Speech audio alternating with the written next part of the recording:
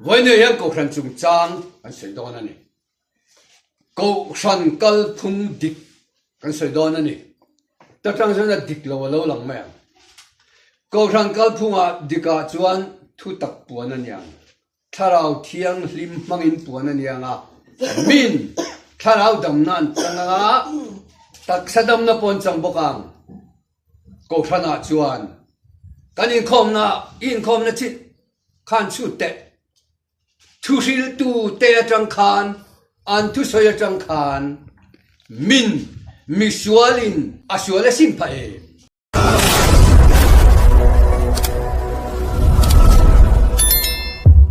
isua kha khovela alo kal chan lom lian deuh chi thumin an thenila pakhan na chuan thu tak buang turin enga tinge Israel ho Exodus atanga Zakaria inkar Malakia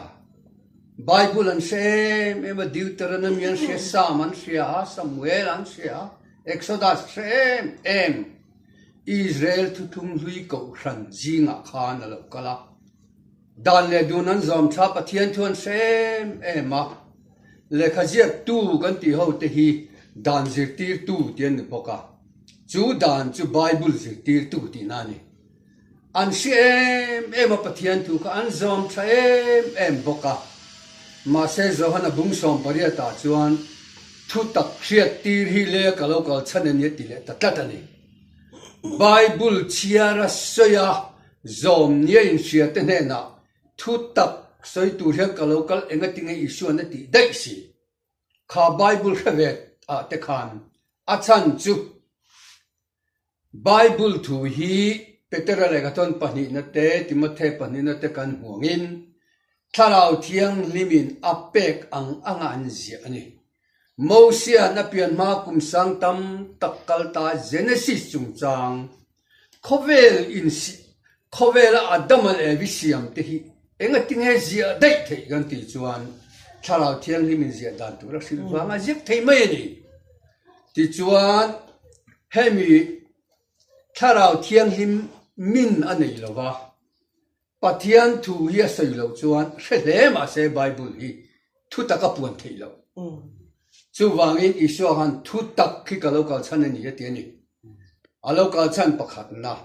panina chan dam na na thok turin boral te zonga chan dam turin a lokal thu a seya zona bungtum chang som paruk kan sia chuta chuan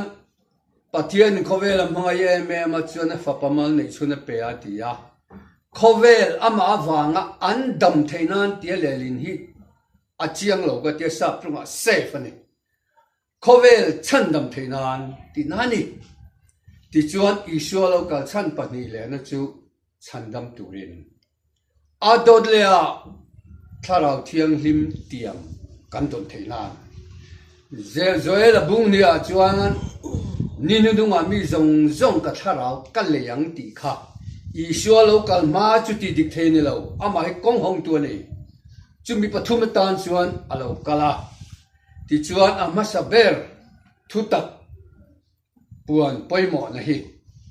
hei hi a local chanani thu tak chu min tharau thiang lim adona tang chawin tharau thilim kai hruainan Bible thu hian soya thu takan puang dik takin an puanga thu tak puang le puang lo I hredwem tharau thiang lim dong lovin thu takan puan chuan an soya engma thleng theilam mi nun poti danglam theilowa tharau chan dam nom lo ti na ni chu adot le taksa dam na pom lo isu lo kal chan kha tharau chan dam na le taksa chan dam na nei thu tak puang lo wi hriat du chuan an au ven soya mi nu na ti danglam lo mi thin luwa khoi lo apani na an rong bol na dam dom lo khatiang kha thu tak puang lo an ni kha apani na chuan chan dam na na thok turin isu kha lo kala adod le a tharau thiang lim lei kan don thei nan heng thu tak puan na chan dam na na tho na tharau thiang lim minan don thei na tan hian thil pakhat tia chu chu ko khran adin voine ya ko khran chung chang an sei don ani ko khran kal phung dik kan sei don ani ta tang sana dik lo lang ma ko khran kal phunga dika chuan thu tak puan aniang tharau thiang lim mangin puan anianga min tharau dam nan changa tak sadam na pon chang bokang ko khana chuan kanin khom na chit khan chu te thu sil tu te chang khan an thu soya chang khan min mi sualin asuala sim pa e tun ma khan an cheno ma an ti lai la ya khoi ve na ka sei lawang chala ya wan ti lai la ya a involve ve je teng ka tia ani in pastor chu arong bol na chandam na changan nom toem zurui pakhat talina sim pha toem ka tia chu pastor nani li nim pin chang sual sim na hi an nani lo do na mi kha an ngai dan ani zo to zoram kal phung ani to kha chandam na amen an rong bol na an thu sai na serle sanga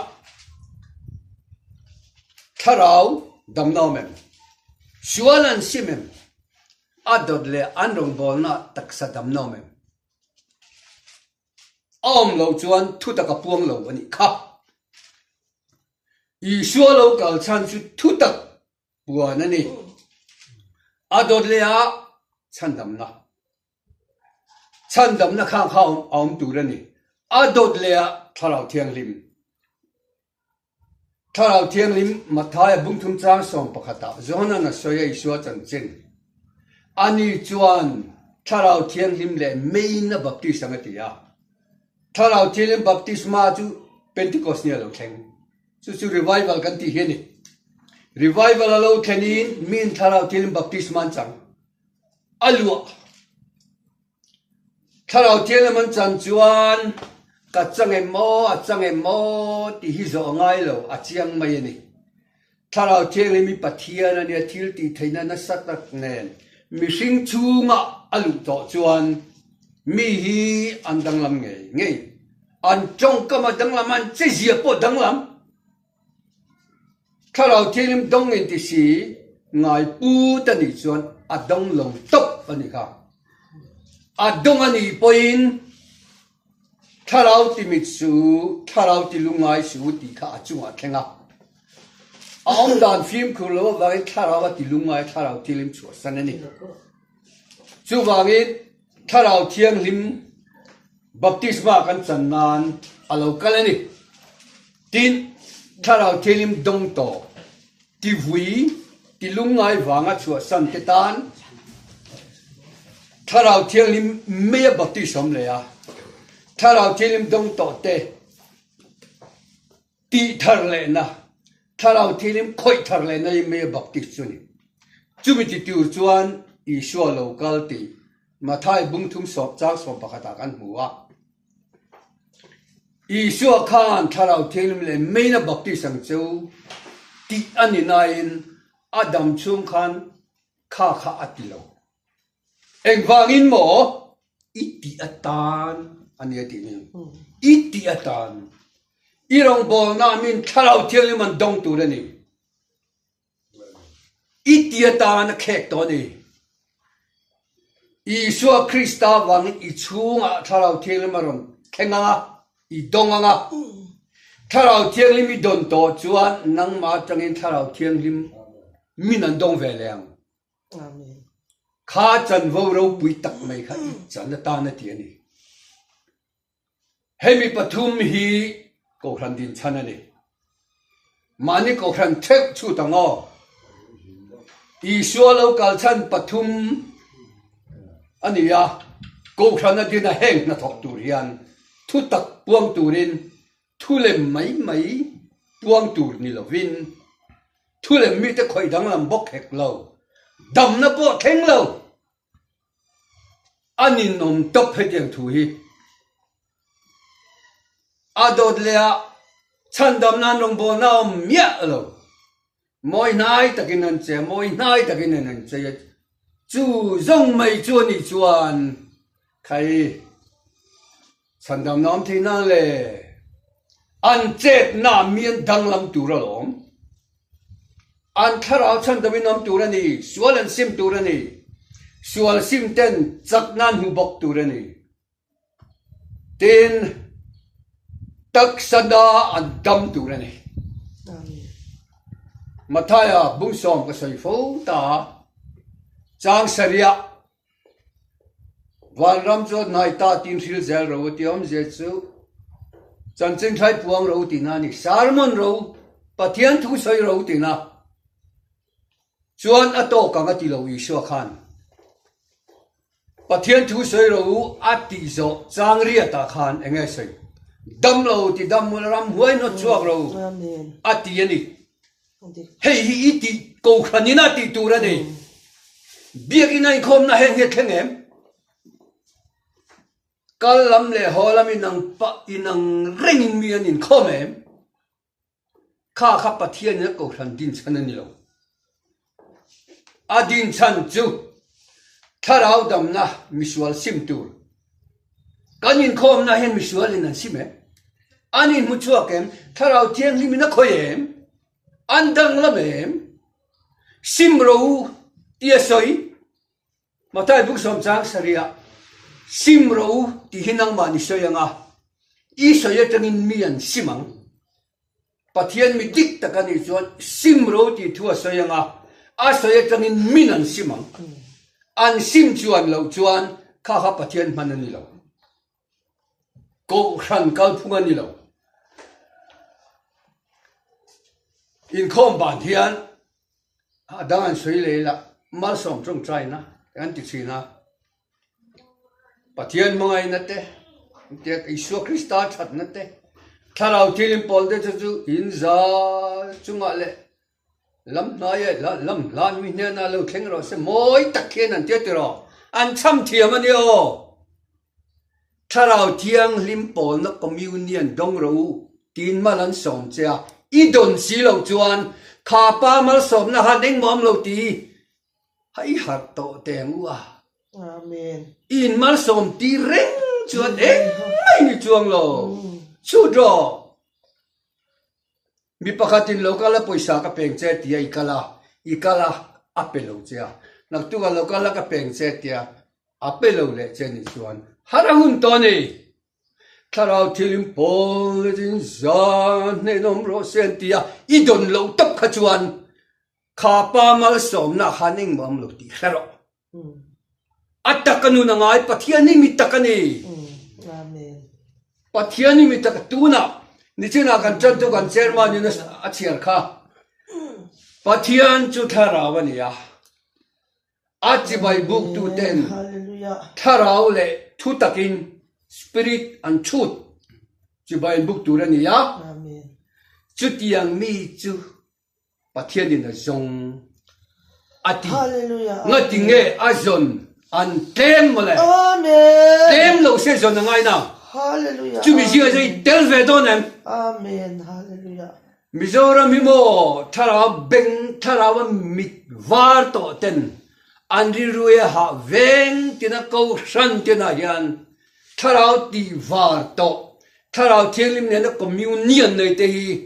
arit hian phurani anri ruya ha to nei Adi. ewangin mo tharaw thianglim room hi an mania tharau thilim hian a room nen taksa khen tira an room vani chu mi jinga chuani telem Mizoram hine kan harahun to Amen. tam takan har to veng tina ko hran tina haran tam an tilang ngam lo an ngam lo deu ye ngam ro Amen. enga tige pathian ai mi sing lo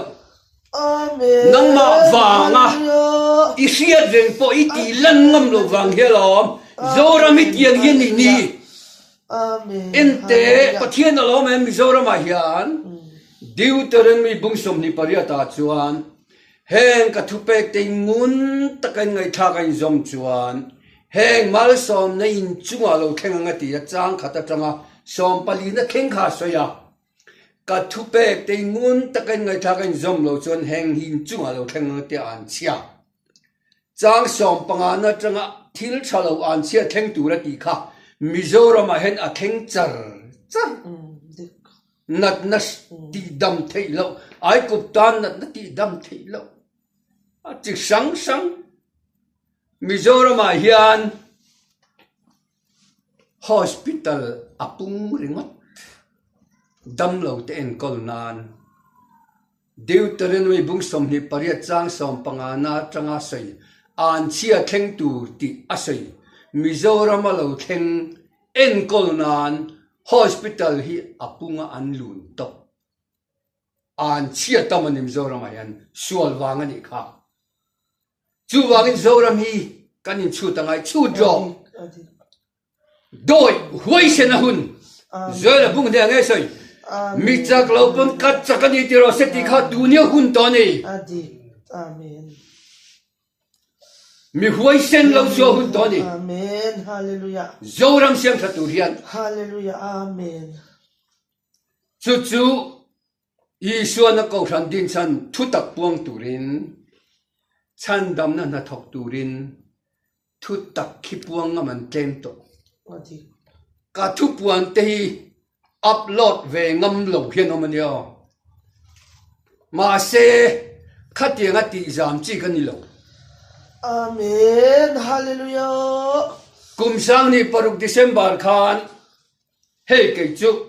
kum sang ni October ni sare tranga kum sang ni pasari kum tuan ni pathian in training min pe a sang ni pania rong bola chua ka tuba mun pakhata home crusade ka ne ya rong bola ka chak ve to ni zam ni kan ne tuang e me azan thumna an chung kwa mi thian lo ma ka kal son le ngai tinge kan chan le do sia lo electric venga ru kan ru man le atlo le khati re ren khan e he rong bol ka tum to lo bang pathian ka hun ala thlen ti don ka tia khori na po voi ni vel thu ka sei to ngai lo ka hak top Amen. kum sari le thani nuwa mian chua tir ve ya mi training tira he thil tam tak mi zir tira Amen. ami zir tir dan kong hin nuam pakhat mam lo Amen. Hallelujah. chunga chuan ka sai thei dan ber chu min training lai khan a she om ti hian a sei phalo anna ani top mai chuan kumsang ni paruk December hey zanda somle chan vek zanda ka muma ke chu rugle chan ve dar sari ka muthuna ni ya dar somle chan ve mi kai thowa ti yang ka thu to pa khoi jok ngai min ti ti don ka hak thin minute khat vel tharau tier min pathian thu min sil don chuan mi ron sila ka ziak char chara chong trai tu ra mi ti chuan mi sila ka chong trai char chara a to phun da lo ma kamua ka har le hian ka tho le a khoi jok ngai min ti ti rang ti ka ngak le kha ka man ka zan khom han dan ani chuna ni leng in bible ka chiar le a Amen. English Bible ka chiara King James Mizo adata ka chiara chu wa chu ne Mizo changa Bible a hen le lin diglo ka siam thap nem ni ke ma Bible a chuan voi khat chu kum sang ni paruk December khan jingda khat vela ka har hi ka tong trai don nge pathian thu min sil don ti ka ngai tu lain tharau thilemen miron beta ma tadin ni thilon miron ti ya a thu min pek te hi siam sia Amen. a thu tak Hallelujah. min pe tak sia Amen. Hallelujah. imo i thu kha hiam lo chuan Amen. hebrai bungli chang so pa hi so khai tani velo Amen. pathian thu hi nunga khan dai siam eng ang pai pa de siam zo ka ti kha i thu siam velo chuan thu nungi sei lo ti na Adik. ti chuan December a zing dar khat vela chuan matarin thidon meron tia ta chuan olelal pa ka fa te pani hi ngai tu omin anoma tharau le tak sha ronen kolla kanu hi chu ngai tu om lova ka fa te hi ron ngai tu ang che ti chuan ma ta ra thi turing kan pe ka tia chuan kha ani top mai ni January sang ni pasari lo theng le zan jinglama bok hian ma ta ra thi diro mi ron ti len chu ala du tok lawa ta chuan lo pa ka fa te hi an mi ta laming velova tharau le ti sa rung kai suaila kanu hi chu ngai tuam lova ka ti len chu ka fa te ron en kolla abak chu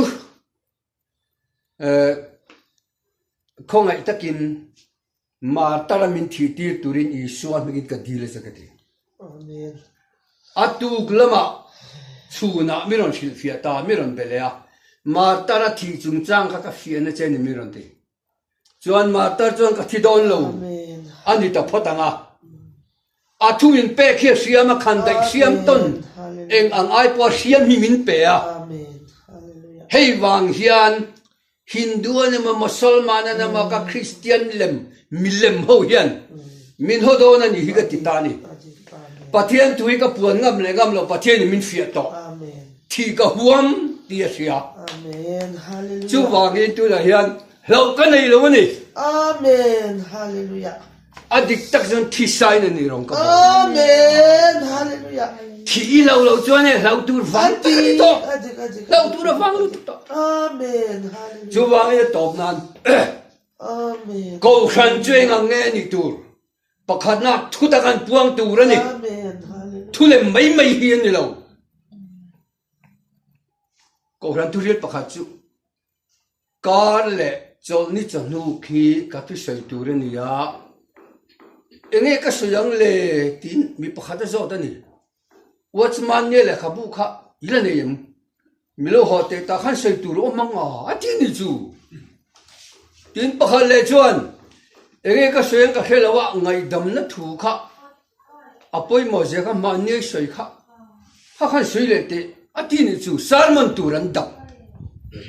pathian ni sil nga lo chuan khang khalo sei ma se an ma nie theng ani lo chuan nungi na thok tak tak thei lo chu wangin thu tak puang turin ko khan hi din Amen. iom na ko khan a thu tak an puang em an puan chuan lom lawan tamang isu khan thu tak a puanga lom lo tu khang a te mai nyo Amen. petere le polan an puanga an martar pha isu a kha tu tenge do tu kan ti chuan thu tung loi ko khan mi thatak tak khani ring lo mi ten an do lo a do tu chu ring tu ta thau khan ni nang po chu tianga do da ngai to lo chuan isu an nung isi lo de wani nga ko khan hi thu tak puan na na dinani adole chan dam na na thona na dinani adole tharau thiang lim minan don na na dinani kha kha ko khan a hian om turania aum lo chuan iom na ko khan ming nei ma se tharau thiang lim nen ain zom lo ti na ani yang e lo chu te chu wangin zora ma hian ko khan dik chak thil ti thei in khom na pi ga tharau thilim chet na ngai tharau thilim telam ko khan hi nung thei lo I suan chan dam na na thok zo to ati tura ti zo to wana lo na pa ding lama thuwa a ai o in tharau thilim ka ron tir do da ti kha tharau thilim ma ron tir kha tu na poi mo ta ka chu ni ta ne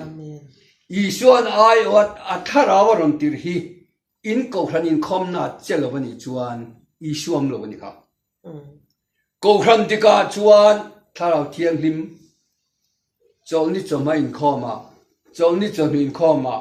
zan in khoma zandang in khoma tharau thiang lim a chenga a che chuan mian piang tharanga dam lo an damanga miracle a thengang kha kha ko khan kal phung dik takani ye ti kha voinia theng to in karon puang ani ye pathian he narok pinom ro se